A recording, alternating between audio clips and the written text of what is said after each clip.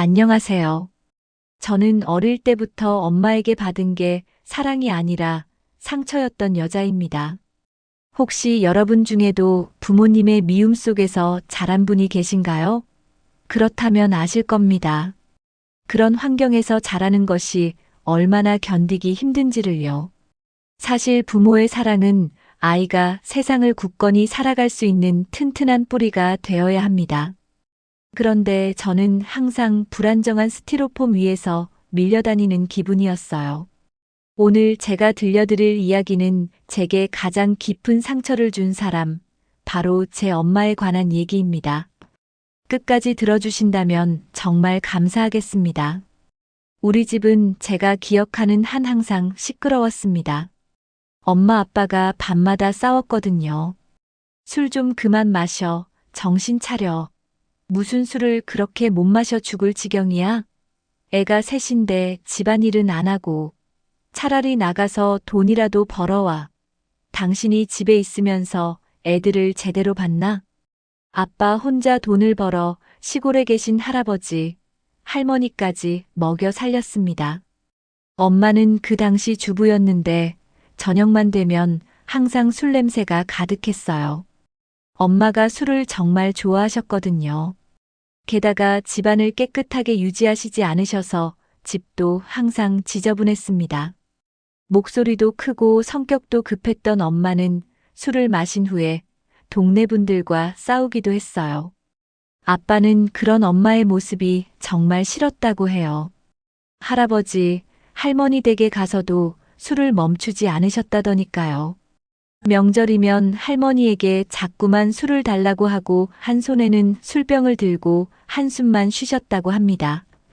결국 엄마를 어떻게 해주려고 해도 어렵다는 생각이 아빠와 할아버지, 할머니에게 자리 잡게 되었어요.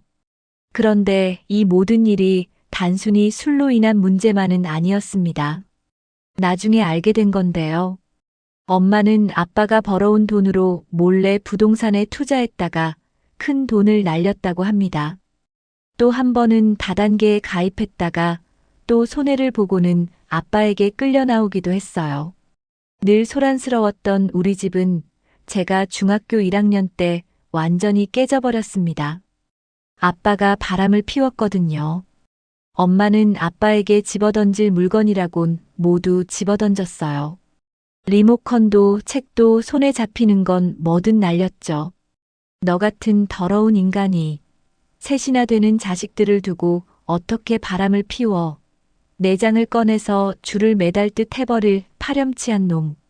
그러고도 너네들 아버지라고. 결국 아빠가 집을 나갔고 우리 부모님은 이혼하게 됐어요. 엄마는 셋의 자식을 키우기 시작했습니다. 그리고 그때부터 제 진짜 시련도 본격적으로 시작됐어요. 엄마가 저만 유독 미워했거든요. 그 이유는 단 하나였습니다. 제가 아빠를 판박이처럼 닮았다는 것. 처음 보는 사람도 금세 알 정도로 저는 아빠 얼굴을 그대로 물려받았어요. 반면 오빠와 남동생은 엄마 쪽 외가 쪽을 훨씬 많이 닮아 있었습니다. 엄마, 밥을 먹는데도 뭐 그렇게 꿀꺽꿀꺽 삼켜? 하여튼 아빠 닮은 건 따로 있네. 어쩜 밥 먹는 것도 이렇게 밉상일 수가 있어. 엄마는 밥 먹을 때, TV를 볼 때, 공부할 때 할 것 없이 저한테만 트집을 잡았어요. 넌 엄마가 얼마나 힘들게 너를 키우고 있는지 알면서 지금 TV를 본다고? 나 같으면 엄마 어깨나 주물러 드릴 텐데. 이렇게 해봐. 아니면 집 청소라도 해놓거나. 넌 양심이라는 게 있니? 제가 왜 오빠랑 남동생한테만 그러세요? 왜 자꾸 저한테만 뭐라고 하세요? 라고 물어봤을 때도 돌아오는 건 냉정한 대답뿐이었어요. 넌 여자잖아. 여자면 엄마를 더 챙길 줄 알아야지. 오빠랑 정연이랑 같은 거 봐. 아무튼 넌 정말 볼 때마다 열불이 터진다. 생긴 거 꼭 아빠 빼 닮은 것만 보니까. 저는 너무 서러워서 엄마에게 몇 번이나 대항했어요. 그럴 때마다 엄마는 혀를 끌끌 차며 한숨을 내쉬었죠. 가장 예민할 시절에 부모님께 미움을 받는다는 것이 얼마나 절망적이었는지 몰라요. 어떻게든 엄마 눈에 들려고 마음을 썼지만 아무것도 통하지 않았습니다.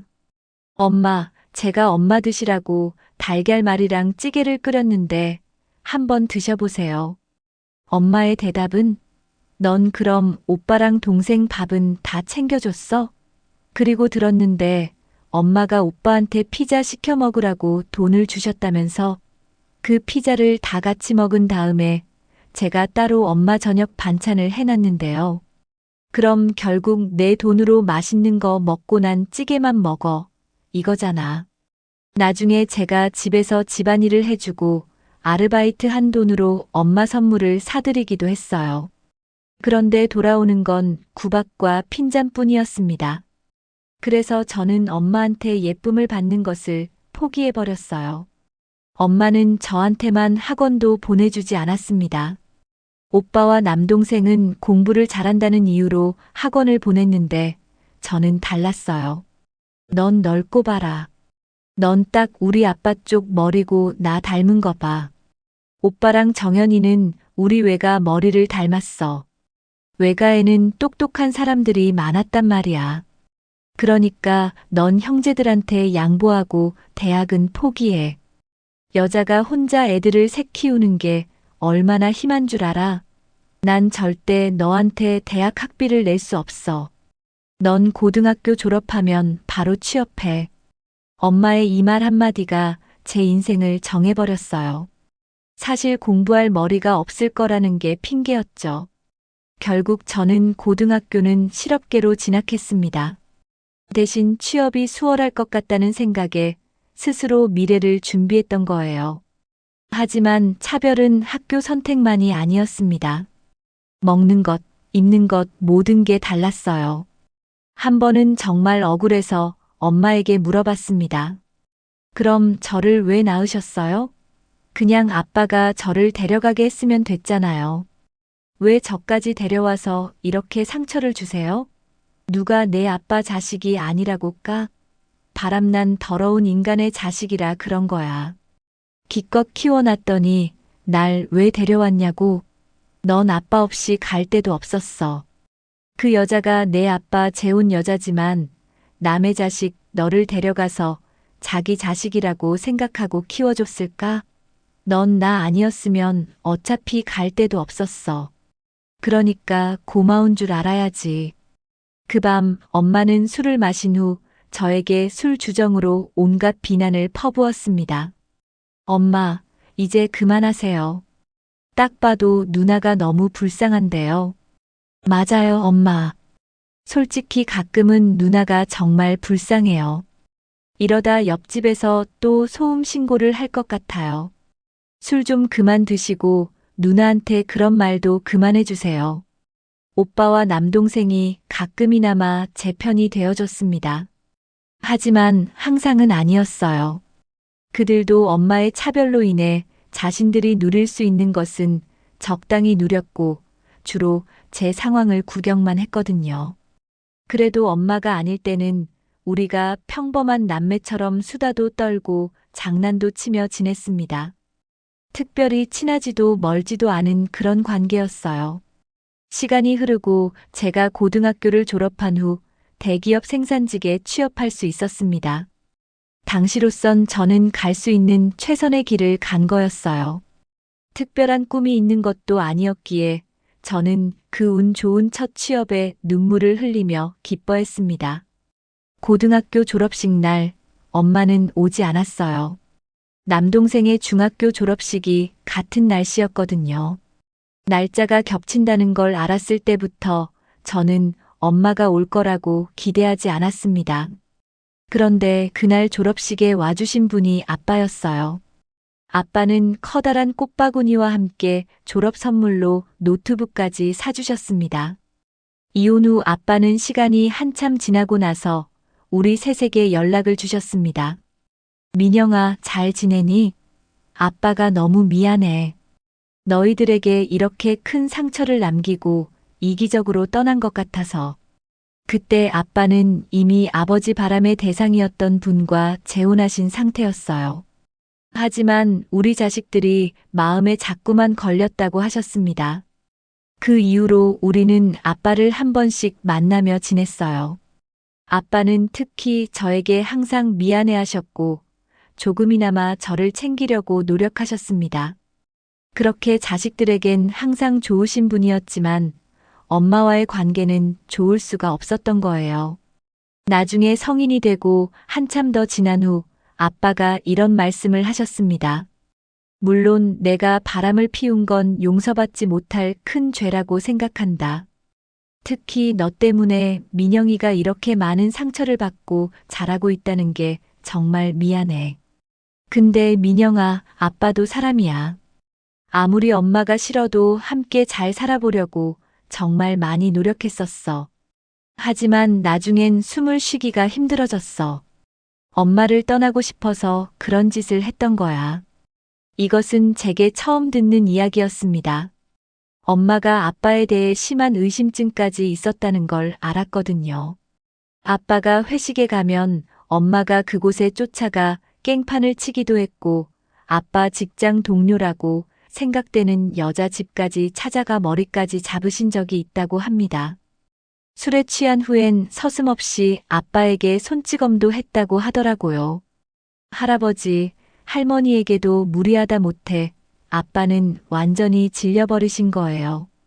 그래서 자식들은 절대 못 본다던 엄마를 더 이상 보고 싶지도 않아 양육권을 포기하신 겁니다. 물론 책임감 있는 배우자로서 자식들을 데려가고 싶은 마음도 있으셨겠지만 그건 옳지 않다고 생각하셨던 거였어요. 그럼에도 불구하고 아빠는 나름대로 최선을 다하셨습니다. 우리 양육비와 교육비는 한 번도 밀린 적 없이 꼬박꼬박 엄마에게 보내셨거든요. 그런데 나중에야 그 사실을 알게 됐습니다.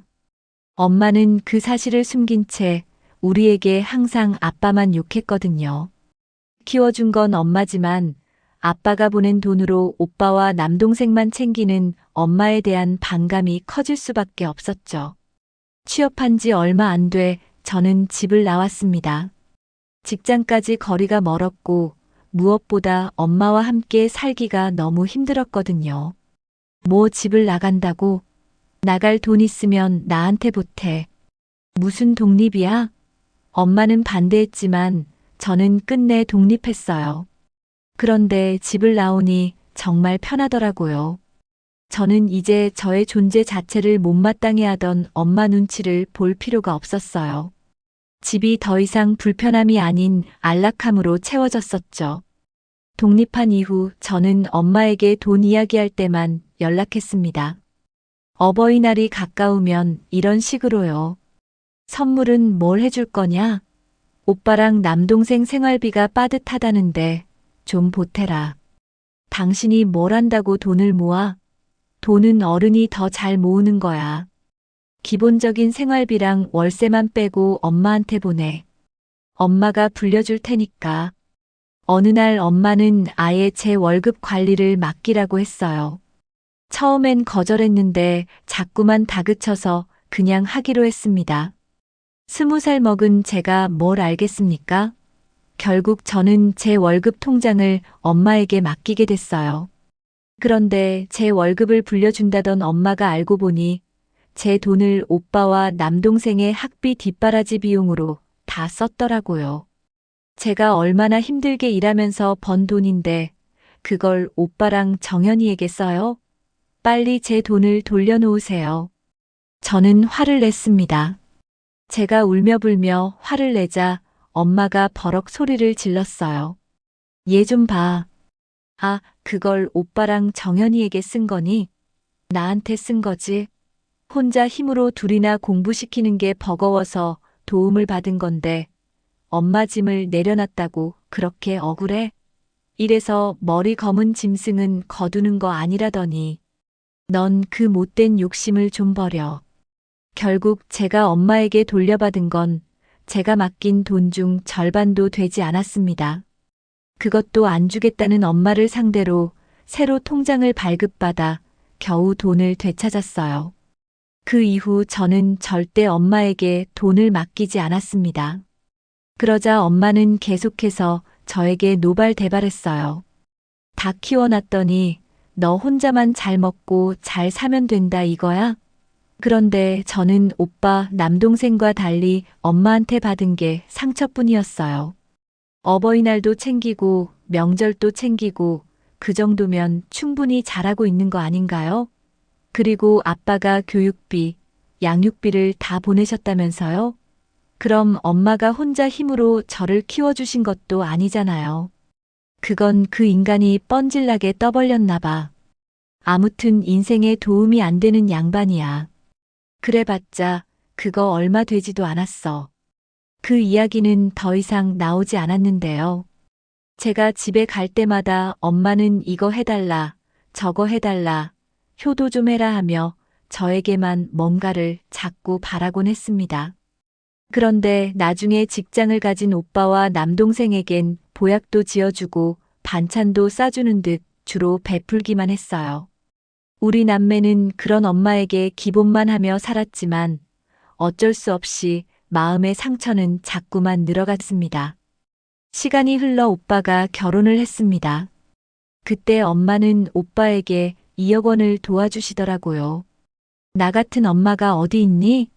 사돈분들에게 우리 아들 체면 좀 서겠구나. 엄마는 흐뭇한 표정으로 저에게 이렇게 말했습니다. 생각보다 엄마에게 돈이 많이 있었던 것 같아서 오히려 배신감이 들었어요. 그렇게 제게만 자꾸 바라기만 하더니 오빠를 챙겨줄 돈은 따로 있었구나 싶었거든요. 그래도 그런 서운함과 별개로 저는 오빠에게 200만 원을 추기해줬습니다. 잘 살아, 오빠. 첫 스타트를 잘 끊어야 우리 동생도 잘 사는 거 알지? 괜찮다니까. 무슨 축의금이 이렇게 많아? 고마워. 잘 쓸게. 그때까지도 오빠와 남동생과의 사이가 가깝지도 멀지도 않았기에 남매로서 축하해주고 싶었던 거예요.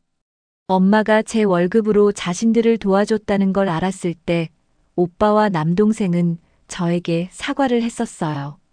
나중에 취직한 후엔 약간이나마 돈을 돌려주기도 했기에 남매 사이의 얕은 우호가 무너지진 않았던 거죠. 그런데 오빠가 결혼한 지 얼마 안 돼 엄마는 오빠의 새 며느리를 시집살이 시키려고 들더라고요. 에휴, 아무리 요즘 남녀 구분이 없다지만 그래도 여자가 손이 좀 야무져야지. 어쩜 이렇게 음식을 못하니? 안 되겠다. 세아가, 너 주말마다 우리 집 와서 음식 좀 배워. 내가 알려줄 테니까. 그런데 제 형수가 당당하게 반박했어요. 어머님 따지고 보면 제가 남편보다 근무 시간도 출퇴근 시간도 더 길어서요. 저녁은 남편이 준비하는 날이 더 많아요. 그러니까 걱정 안 하셔도 돼요. 그리고 요리 실력은 인터넷에서 배워서 열심히 연습해 보겠습니다. 주말마다 여기 오려면 제가 너무 힘들 것 같아서요. 가족 모임에서 보니 형수는 정말 똑 부러지는 사람이었어요. 번번이 형수가 엄마의 말에 당당하게 대꾸하자 엄마의 기분이 상해 보였어요. 그런데 그 와중에 엄마는 제게 도움을 청했습니다. 넌 신의 의무가 뭔지 알지? 너 내가 할아버지, 할머니한테 얼마나 당했는지 기억나지? 나는 그것도 안 하고 있는데 형수가 저 정도면 정말 몇 분도 안 하고 있는 건 좀 봐라.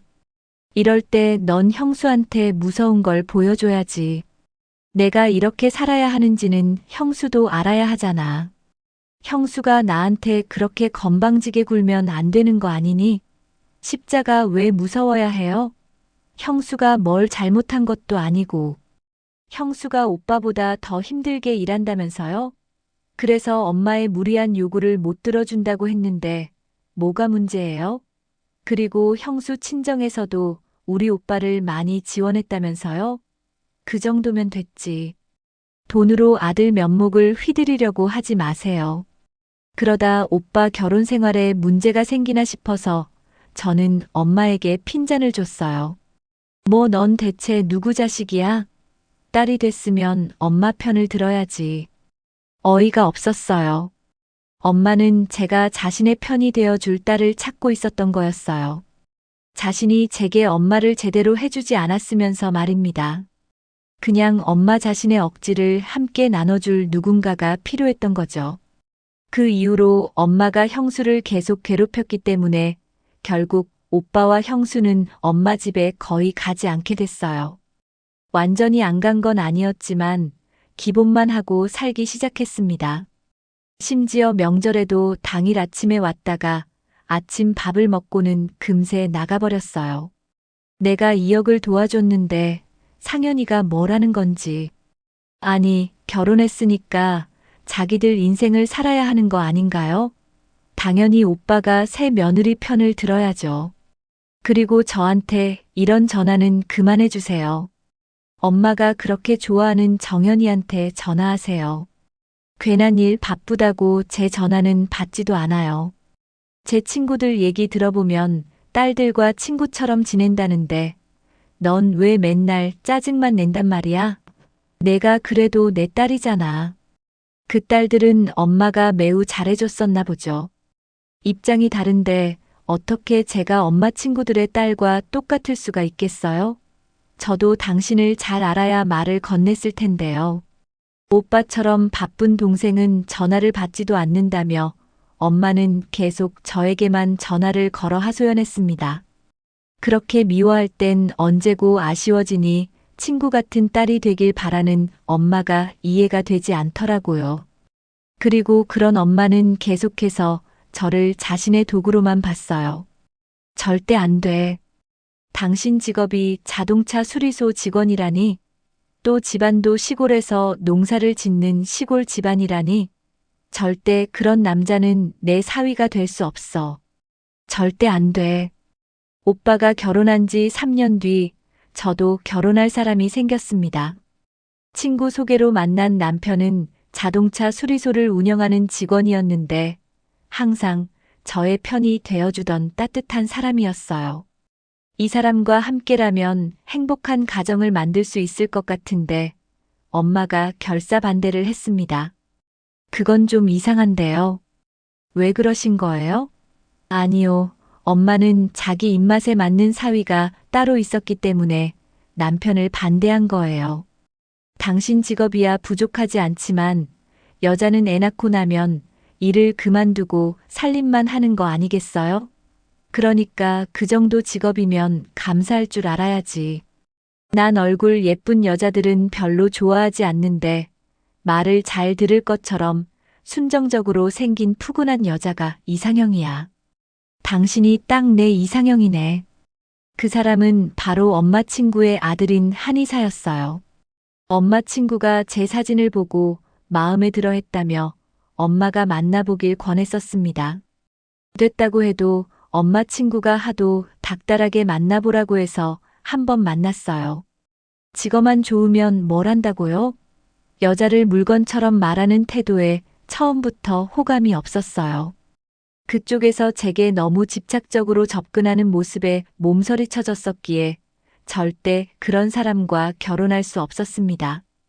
그 남자를 거절한 뒤 얼마 지나지 않아 친구 소개로 만난 사람이 바로 지금의 남편이었어요. 하지만 엄마는 내내 저를 괴롭혔습니다. 넌 뭐하는 여자가 돼서 한의사를 차? 넌 어디 가서 한의사를 또 만나겠다고? 지금 그놈이랑 당장 헤어져. 우리 친구가 그러는데 아직 그쪽에서 너를 포기 안 했대. 너랑 결혼만 하면 다이 나한테 용돈으로 100만 원씩 준다더라. 우리 친구도 집안길이 결혼이 성사되면 나한테 예단도 제대로 챙겨준다고 했단 말이야. 아, 그런 집안을 대체 왜 거절하냐고. 1년을 넘게 남편과 연애했으면 포기했을 줄 알았는데 엄마는 아직도 그 남자를 포기하지 못했어요. 엄마는 자신의 이익을 위해 남편을 반대했던 거죠. 그런 엄마 때문에 결국 제 남편의 직장까지 찾아갔다고 하더군요. 민영아, 미안한데 우리 사이를 다시 생각해보자. 뭐 그게 무슨 소리냐고요? 채윤 씨, 아까 당신 어머니가 우리 수리소에 오셨다 가셨는데 어딜 주제도 모르고 날 넘봐. 너 같은 기름칠이나 하고 다니는 놈이 어딜 감히 내 딸까지 넘봐. 당신 정말 자존감도 없고 저도 상처받았어요. 저는 남편에게 전화로 그 사실을 알았어요. 저는 큰 충격을 받고 남편을 찾아가 싹싹 빌었습니다. 평생 우리 엄마 안 보고 살아도 괜찮으니 헤어지지만 말자고요. 결국 저는 남편을 받아주고 결혼할 수 있었지만 엄마 상견례에 참석하기 싫어했어요. 저도 엄마에게 매달릴 생각은 전혀 없었고 상견례엔 아빠가 참석해 주셨습니다. 죄송합니다. 제 어머니가 좀 유별나서 그래도 민영이는 정말 착한 아이입니다. 제가 이 아이와 정윤이를 사이로 정말 사랑해 주겠습니다. 저희 착한 민영이를 좀 좋게 봐주세요. 부탁드립니다. 민영이가 얼마나 착하고 소중한 아이인지 우리는 이미 알고 있습니다. 저희 민영이를 새경기고 안 봅니다.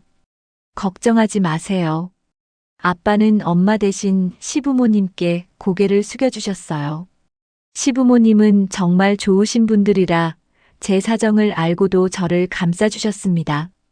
정말 감사하고 죄송할 따름이었죠.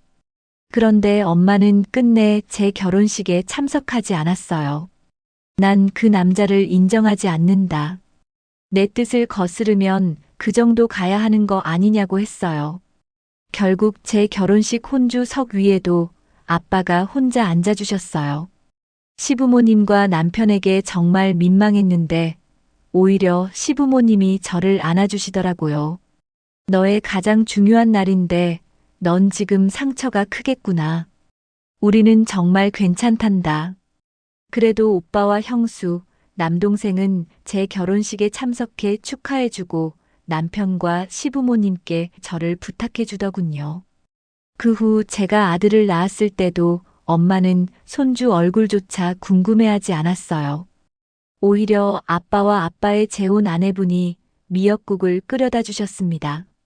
항상 민영이 너한테 미안한 마음이 많았는데 친정 엄마 대신이라고 하긴 그렇지만 이런 거라도 꼭 챙겨주고 싶었어. 난 아이를 낳아본 적이 없어서 챙겨줄 자식도 없거든. 잘 챙겨 먹고 기운 내라.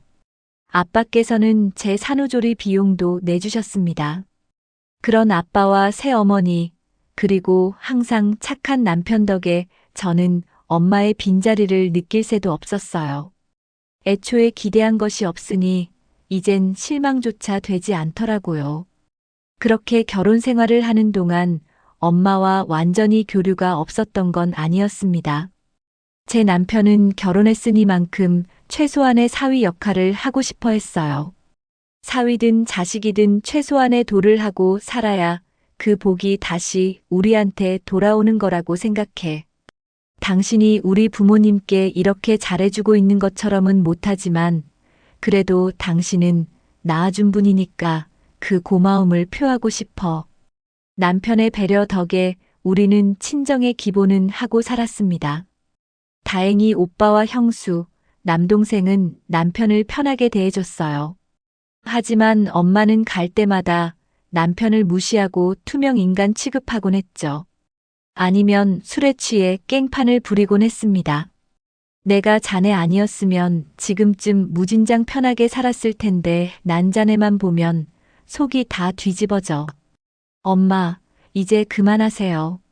제발. 그래도 남편은 사위 역할을 하고 싶다고 왔는데 어린이라서 왜 그래 대체? 저는 남편에게 미안했어요. 친정을 가도 거의 바로 나오듯 하며 살았거든요. 그런데 엄마의 남편에 대한 태도가 조금씩 변하기 시작했어요. 그건 남편의 자동차 수리소가 예상보다 훨씬 잘 되기 시작하면서부터였습니다. 남편은 제가 임신했을 때 직접 수리소를 차렸는데요. 워낙 손기술이 좋은 사람이어서인지 생각보다 입소문이 많이 났더라고요. 그 덕에 우리는 결혼한 지 5년 만에 대출을 끼긴 했지만 전세살이를 끝내고 아파트를 장만할 수 있었죠. 야, 민영아. 정연이가 그러는데 백서방 요즘 사업 잘 된다며? 너 알지? 아휴, 엄마 가게는 요즘 파리만 날리는데. 그 마스크 사태 때문에 엄마는 지금 노후 자금까지 다 꺼먹었어요. 엄마 요즘 정말 힘들다. 저기 너희들이 엄마한테 용돈 좀 주면 안 되겠니? 따지고 보면 백서방 때문에 한의사 사위도 놓친 건데 그 값 좀 하라 그래. 내가 무슨 물건인 것처럼요. 엄마가 나랑 남편을 몰래 갖고 용돈을 바라시는 거예요. 애 아빠를 갈 때마다 무시했으면서 말도 안 되는 소리를 하지도 마세요. 마스크 사태로 갈비집 생활이 힘들어졌을 때 엄마는 제게 전화해 돈을 부탁했습니다. 그 이후 엄마의 가게는 결국 문을 닫고 말았는데 그 후부턴 더 했어요. 이젠 정말 부모 자식을 떠나 엄마라는 사람 자체가 너무 싫어졌습니다. 어쩌면 사람이 저렇게 뻔뻔할 수 있나 싶더라고요. 그리고 그런 엄마와 완전히 연을 끊게 되는 계기가 생기고 말았어요. 제가 결혼한 지 6년 뒤 동생이 결혼 소식을 알렸습니다. 며칠 뒤 저는 남편에게 정말 황당한 연락을 받았어요. 여보, 장모님이 우리 수리소에 찾아오셨는데 갑자기 오셔서는 막 상냥하게 웃으면서 우리 가게 정말 멋지네 이런 식으로 말씀하시더라고요. 근데 뭔가 이상한데 왜 그럼 좋은 인상이 들지 않아? 아, 엄마가 수리소에 오셨다고요? 당장 갈게요. 그날은 주말이라 저는 아이를 보고 있었는데 엄마가 남편 수리소에 갔다는 말에 불안감이 밀려왔어요. 절대 좋은 일은 아닐 것 같은 직감이 들었거든요. 저는 옆집에 아이를 맡기고 남편 수리소로 달려갔습니다. 택시로 10분이면 갈 수 있는 거리였어요. 그 사이 남편은 엄마를 사무실에 모셔두고 커피를 드린 뒤 남은 작업을 하고 있었더라고요. 여보 왔어? 나도 이제 다 끝났어. 장모님이 안에 계셔. 어머님, 집사람이 왔어요. 아니, 민영이 또 언제 불렀대? 엄마 저한테 말도 없이 여긴 왜 오셨어요? 엄마를 보니 살짝 당황한 표정을 짓더군요. 그러곤 헛기침을 한 뒤 정말 귀가 먹고 코가 막히는 말을 꺼냈어요. 백서방한테 먼저 부탁하려고 했는데 금세 내도 들었겠구나. 그냥 편하게 말아마. 우리 정연이 결혼할 거 들었지? 네. 근데요. 아유, 내가 오빠 결혼시킬 때 2억을 도와줬었는데 이번엔 형편이 안 돼서 동생까지 못 도와줄 것 같아. 너도 내 사정 알자니? 가게 결국 접은 거. 그러니까 이번엔 내가 누나 역할을 좀 해야지. 같은 자식인데 똑같이 이 정도는 해줘야 할 거 아니냐. 엄마가 저에게 동생 결혼 자금으로 2억을 마련하라고 하더군요. 순간 저뿐 아니라 남편도 얼굴을 관리할 수가 없었습니다. 저는 허둥대며 반문했어요. 똑같이요? 저는 결혼할 때 얼마를 받으셨는데요? 저는 얼마를 받았냐고요? 엄마가 자식이니까 똑같이 해주라고 하시는데 저는 한 푼도 받은 기억이 없어요. 아, 너야 뭐 알아서 잘 살고 있으니까. 그리고 당신은 직장도 우리 오빠, 남동생보다 훨씬 일찍 시작했잖아. 아, 그것도 대기업에서 말이야. 그래서 너 알아서 하겠거냐고 했던 거지. 엄마가 살짝 말까지 더듬으며 변명을 늘어놓았어요. 저는 더 어이가 없었어요. 아, 그건 엄마가 저한테 대학을 못 보내준다고 했으니까 결과적으로 그렇게 된 거죠. 그럼 최소한 엄마는 제 결혼식에라도 참석했어요? 아니, 아빠 오신다니까 나는 안 간 거지. 엄마가 그때 한 의사랑 결혼 얘기가 성사되면 매달 용돈을 받고 싶었는데 엄마 뜻대로 안 되니까 마음이 상했던 거잖아요. 그래서 딸 결혼식에도 안 오신 거고요. 근데 뭐 똑같은 자식이요? 저한테 정연이 결혼 자금을 달라는 말을 어떻게 할 수 있어요?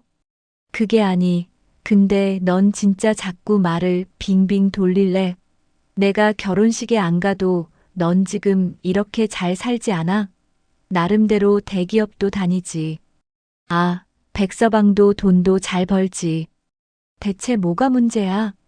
그게 문제가 아니라 지금 정연이 얘기를 하고 있잖아. 그래도 내가 누나인데, 아, 동생 결혼할 때 누나 역할은 해줘야지. 불리한 입장에서 어떻게든 빠져나가 자신의 목적을 달성하려는 엄마에게 정말 환멸이 났습니다. 엄마에게 제 서운함, 제 감정은 전혀 중요하지 않았어요. 엄마는 저를 돈으로만 봤으니 돈만 받아내면 끝이라는 생각이 드셨던 거겠죠. 거기서 쟤는 묵은 원망이 터져나오고 말았어요. 저는 자리에서 벌떡 일어나 마구 소리를 지르기 시작했습니다. 아니, 애가 왜 자꾸 소리를 지르고 그래? 엄마는 저한테 소리 지르지 않으셨어요?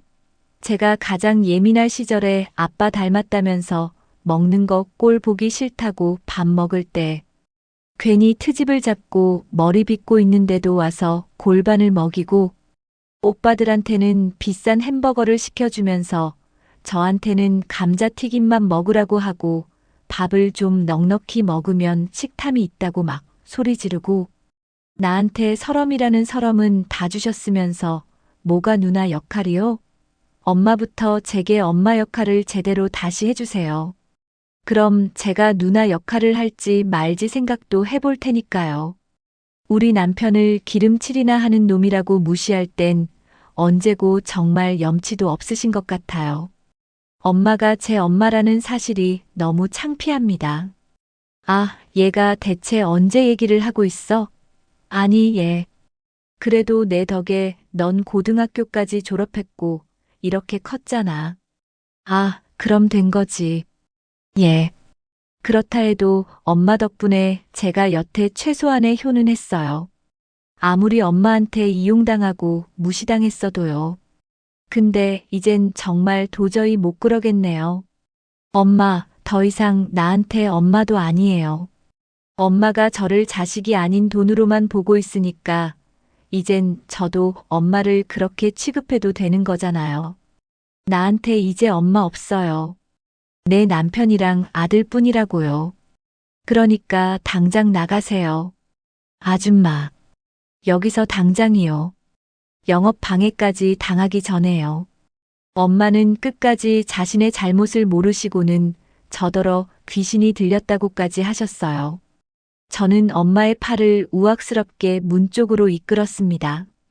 정말 미친 사람처럼 소리를 지르며 엄마를 끌어냈죠. 그런데 그때 남편이 저의 손을 잡았어요. 그러곤 엄마에게 말했습니다. 장모님, 어, 그래. 백서방. 왜? 자네가 들어도 민영이가 너무한 것 같지 않나? 자네라도 도와줄 수는 없을까? 내 남편이 정말 이 모든 것을 견디기가 얼마나 힘들었는지 그걸 몸으로 알아줬어요. 저는 정말 그 순간 남편이 너무 고마웠습니다. 자네가 들어도 민영이가 너무한 것 같은데 내가 진짜 자식 다 키워놨다고 별별 꼴을 다 봤어. 예. 아니요. 이거 차비하시라고요. 아무리 그래도 부모를 이렇게 쫓아내면 제 아내한테 애증까지 생길까 봐서요. 이거 가져가시고 이제 2번 다시 찾아오지 말아주세요. 그동안 이 집사람 생각해서 장모님을 찾아뵙던 거지. 장모님을 좋아서 간 거 아니었습니다. 근데 지금 깨달았어요. 이 집사람을 정말 위해주려면 장모님에게서 이 집사람을 끊어주는 게 더 현명한 방법이었다는 걸요. 저한테 이 집사람은 전부입니다. 그러니까 제 가정을 위해서라도 이젠 안 뵙겠습니다. 저희 집사람도 방금 장모님을 안 보고 살고 싶다고 했으니까요. 남편은 엄마에게 한 방을 먹여준 겁니다. 그런 남편이 엄마에게 내민 건 10,000원짜리 한 장이었어요. 기가 막혀서 정말 이게 뭐야? 10,000원? 자네 지금 날 놀리나? 싫으시면 도로 가져가세요. 그럼 안녕히 가세요. 남편은 다시 그 10,000원을 주머니에 넣었어요. 그러곤 정중하면서도 강제적으로 엄마를 쫓아냈죠. 그 장면이 정말 씁쓸하면서도 명확했어요. 그리고선 남편이 저를 조용히 안아주었습니다. 그 어떤 위로의 말보다 그런 남편의 포옹이 따뜻한 위로가 되어 저는 서럽게 눈물을 흘리고 말았어요. 남편 옆에서 드디어 안전함을 느꼈거든요. 그 후 저는 전생의 동생에게 전화를 걸었어요. 설마 넌 엄마한테 내 도움을 받고 싶다고 말했나? 누나. 솔직히 어머니한테 형한테만 도움을 받았다고 서운해하긴 했는데 정말 누나 도움을 받고 싶다고까지 말하진 않았어. 역시나 동생은 그 일에 관련이 없었더군요. 사실 동생은 예비 신랑과 함께 작은 빌라에서 새 인생을 시작하기로 했는데요. 엄마가 술에 취해 저희 집까지 찾아와 또 주정을 부렸습니다. 이 동생은 빌라에 사는데 넌 혼자 아파트에서 떵떵거리고 살고 싶니? 하여간 김씨 집안 일에서 문제야. 넌 아빠 닮으면서 정말 못돼 처먹었어. 그럼 엄마는요? 엄마가 날 아예 돈 많은 남자한테 팔아먹으려고 했잖아요. 나도 엄마한테 이제는 아무것도 바랄 게 없으니까 엄마도 나한테 아무것도 바라지 마세요. 정말 바랄 거 있다면 유일하게 2억을 지원받은 오빠한테만 바라면 되는 거 아닌가요? 또 여기 한 번만 더 찾아오면 경찰에 신고하겠으니까 어디 또 와보세요. 다음 동생의 결혼식에 저는 누나로서 참석을 했습니다. 하지만 엄마와는 투명 인간 취급을 했어요. 제가 동생에게 축금 100만 원을 드렸고 그 전에 냉장고도 선물해 드렸죠. 또한 오빠는 저와 동생에게 이렇게 말했습니다. 나 혼자 엄마 도움을 받아서 너희한테 정말 미안하다. 계속 우리 형편이 안 좋아서 집을 팔기도 그렇고 너희한테 당장 뭘 나눠줄 수는 없겠어. 그래도 나중에 꼭 나눠줄 테니까 기다려줘. 결국 남매 사이가 이렇게까지 비뚤어지게 된 건 다 엄마 한 사람 때문이었어요. 엄마가 없었다면 우리 오빠, 남동생과 더 가까운 사이로 지낼 수 있었을 거라는 생각이 들었거든요. 그렇게 몇 년이 흘렀고 저는 여전히 엄마에게 등을 돌린 상태예요. 이제 남편과 아들과만 행복하게 살면서 엄마와는 남보다도 못한 관계로 지내고 있습니다. 아빠하고만 이따금 연락을 하고 있죠. 그런데 저번 추석에 웬일로 엄마에게서 전화가 걸려왔어요. 받을까 말까 하다 결국 받아봤어요. 엄마가 또 하소연을 시작했습니다. 내가 진짜 나이를 먹고 서러워 죽겠다. 돈이 없으니까 며느리들이 내 말은 듣는 척도 안 해.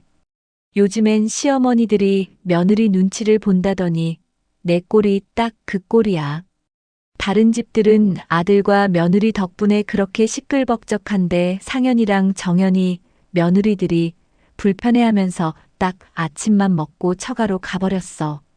저는 들어봤던 내용이었어요. 오빠와 남동생으로부터 대충 상황을 들었거든요. 엄마가 올케도 형수와 올케를 시집살이 시키려다 실패한 뒤 아예 집안에서 소외를 당하고 있었던 거예요. 엄마의 처지가 쓸쓸해지자 또 저에게 연락을 해 감정의 쓰레기통을 만들려고 한 겁니다. 저는 그런 엄마에게 지친 듯이 말했어요.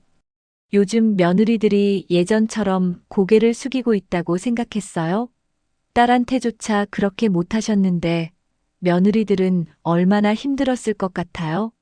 오죽했으면 며느리들이 그렇게 대했겠어요? 제발 정신 좀 차리세요. 오빠랑 정연이는 이제 자기 인생 잘 살게 그냥 내버려 두시고요.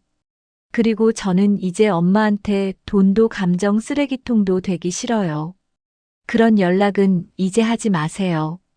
그렇게 전화를 끈 뒤 엄마는 저에게 몇 번 더 전화를 시도했어요.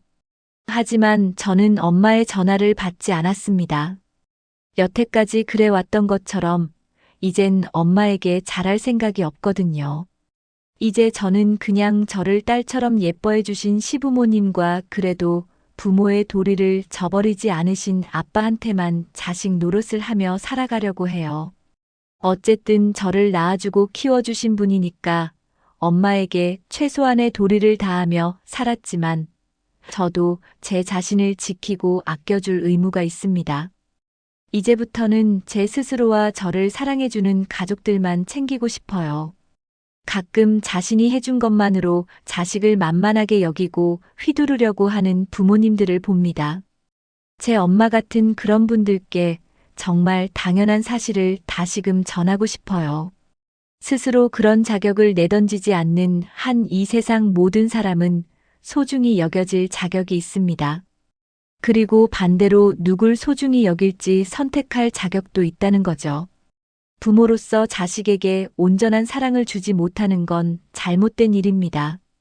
하지만 그건 부모 자신의 선택이에요.